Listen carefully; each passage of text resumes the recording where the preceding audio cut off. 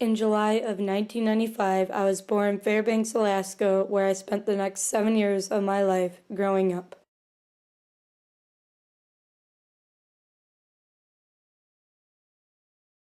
I was the youngest child, being born just 3 years after my older sister Jessica. My father had always wanted a son, but after my mother gave birth to me, she couldn't have any more kids. Growing up, my mother worked countless hours every day, whereas my father worked only during the day and would be with my sister and I at night. Growing up, my sister showed an interest in music and theater, whereas I showed an interest in sports. As you can imagine, I quickly became Daddy's little girl. At the age of 4, he had me playing all types of sports, including sports that were seen as being male dominated. All the sports for which he taught me in Fairbanks, Alaska, I continued to play in New York once we moved here when I was 7. I didn't stop wrestling or playing football at the youth levels. I kept playing both sports on into the high school level. In order for me to have wrestled and played football in middle school and high school, I had to take multiple physical fitness tests and pass every single one of them. Even some of the males couldn't pass the physical tests that were being administered to me to take.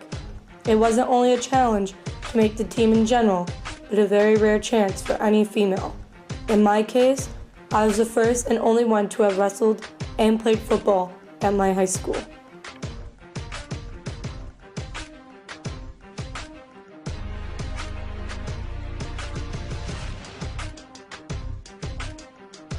Everything seemed to be running smoothly for me in both football and wrestling up to my freshman year of high school. Many people who had doubted my abilities in the two sports had started putting their doubt aside and were starting to cheer me on instead. I was even killing it in softball, where I was leading the team in stats.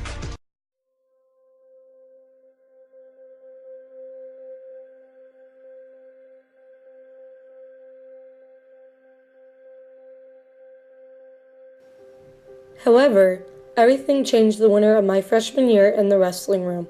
During practice, my partner put me into an illegal move without his knowledge of it being illegal. I ended up dislocating my elbow and shoulder, breaking the right side of my neck and collarbone, and also punctured a hole in my lung. Once I sustained the injuries, I blacked out and only came to twice, once in the ambulance and once in the hospital. Once I had awoken completely from my blackout, I was surrounded by numerous nurses and doctors. They sat me up in the hospital bed and described all the injuries I had sustained, and they told me that I was lucky to still be alive. I then asked if I would be able to play sports again, and they all stared at me in disbelief and said that sports were out of the question for me, that the most I would ever do physically again is jog. I refused to accept that answer, because without sports being in my life, there was no life for me at all in my aspect. So when I was able to leave the hospital, I visited my local orthopedic in order to come up with a plan to get me healthy again. And that began the journey. The orthopedic doctor told me 5 months after sustaining my injuries that I was cleared to do physical activities again, to the extent that if I started to hurt again, to stop. Originally, she had doubted my abilities to ever even get cleared to go fully back into physical activities. This made it possible for me to play sports again, even though I was told by everyone that it would never happen again. When I got cleared to participate in sports, I tried out for my school softball team and made it after my softball coach had already previously ruled me out of being able to play again. I even went to the Women's National Wrestling Tournament in Michigan and won all of my matches to become the Women's National Champion in the 152 weight class. Most people didn't even think I'd get past the first round. This past September, in my junior year of college, I did a Spartan race with some of my friends and completed the entire course. I've been playing rugby in college for the past 3 years as well, one of the most brutal sports.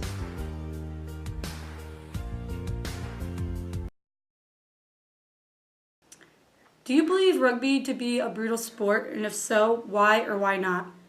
Yes, I believe rugby is a brutal sport because just because of the amount of injuries that have been sustained on our team, from scratches and bruises to torn ACLs. So if you believe rugby to be a brutal sport, why would you think anyone would enjoy playing it?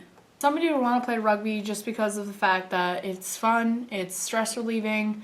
I mean, come on, you get to tackle people. Like, what's not fun about that?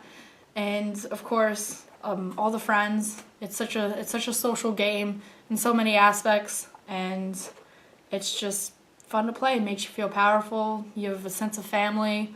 It's a good game. So I know a lot of people on our team don't know this, but my freshman year of high school, I actually sustained an injury, which actually gave me a hole in my lung. I currently actually have it. Without me telling you right now, would you be able to tell that while playing with me on the field, since you've been playing with me for a while? First of all, you have a hole in your lung? So I definitely did not know that, and I've definitely been playing with you for a little while, like you said. So the answer to your question is no. I would not be able to tell you how to hole in your lung because of how hard you play, the fact that you play the whole entire game. When we have B-sides, you play the whole entire B-side. And so, no, I wouldn't be able to tell. Although the punctured hole in my lung is still there and it still affects me mentally and physically, I don't let it hold me back from anything. The fact that I'm still alive is a blessing on earth, and I will live every single day to the fullest. Being a Rugger is just a bonus.